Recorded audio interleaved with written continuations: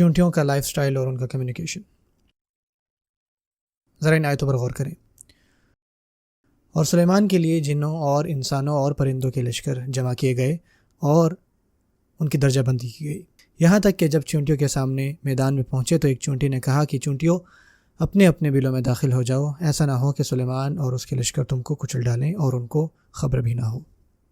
یہ قرآن مجید کی سورۃ النمل ہے اور آیت نمبر 17 اور 18 ہے۔ اگر ماضی میں کچھ لوگوں نے اس کے اوپر مذاق اڑایا کہ کیسے ہو سکتا ہے کہ چونٹیاں ایک دوسرے سے باتیں کرتی ہیں، لیکن ریسنٹ ٹائمز میں ریسرچ نے ہمیں بتایا ہے، خاص کر چونٹیوں کے حوالے سے کچھ ایسی باتیں جو ہمیں پہلے نہیں پتہ تھی۔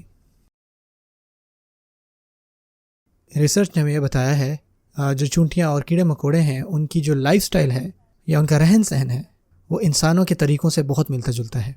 اب ان سے کیا مراد ہے میں آپ کو انشاءاللہ بتاتا ہوں۔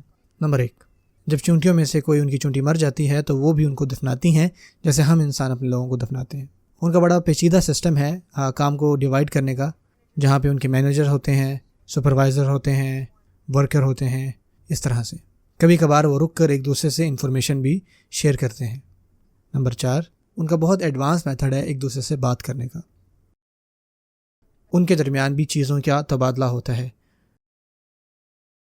وہ اپنے اناج کو سردیوں میں ذخیرہ کر کے رکھتے ہیں، اور اگر ان کا اناج خراب ہونے لگے نا تو وہ فوراً سے اس کو ٹھیک بھی کرتے ہیں، جیسے کہ وہ سمجھتے ہیں کہ اگر ایسے ہی یہ بڑھتے رہے تو یہ خراب ہو جائیں گے، یا اگر ان کا جو اناج ہے وہ بارش کی وجہ سے گیلا ہو جائے تو وہ اس کو سورج میں لے جاتے ہیں، سورج کی دھوپ لگواتے ہیں اس کو، اور جب وہ سوکھ جاتے ہیں تو واپس اس کو اندر لے آتے ہیں، جیسے کہ ان کو پتہ ہو کہ یہ سارا طریقہ ہے کہ اس سے ان کا اناج خراب نہیں ہوگا۔